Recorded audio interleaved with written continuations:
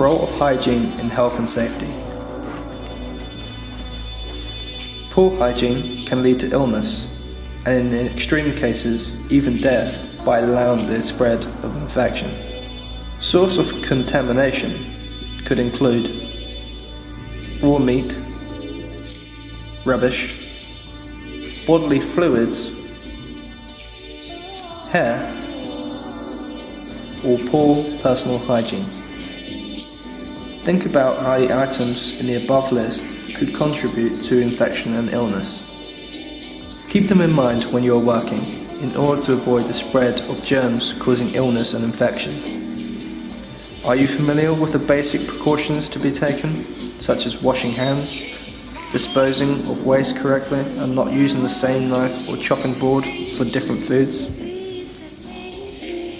The consequences of poor hygiene. Poor personal hygiene, particularly when dealing with food, can lead to food poisoning, resulting in vomiting, diarrhea, stomach cramps, fever, or in extreme cases, death. Your place setting has its own policy on personal hygiene when handling food. Please ask them to show it to you. What to do in case of the following emergencies. Fire. Be familiar with the nearest exit and assembly point, whether you're in a public place or in the home of the child or young person in your care. Practice holding regular fire drills for the child or young person in your care. How regular they are, how they are planned, and by whom is a matter for you to address with your supervisor, and will depend on the specific working situation. Know who the nominated fire marshal, if in a public place. Have your telephone with you at all times. Remember to check your signal level when out and about or in a workplace. Not all phones work everywhere every day. Make sure your phone is charged. Be familiar with your place setting and emergency procedures for dealing with fire.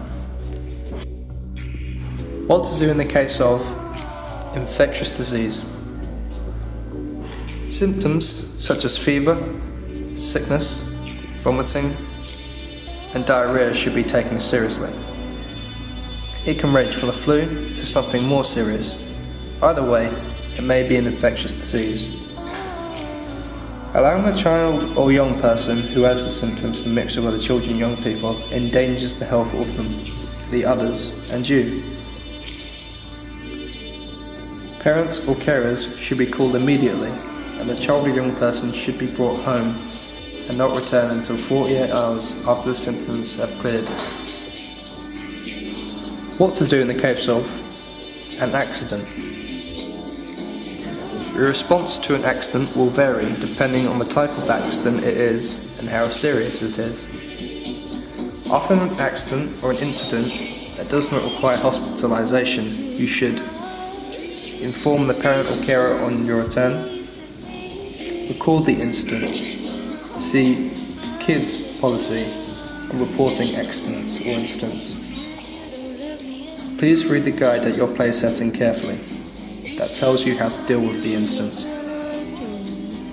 What to do in the case of illness.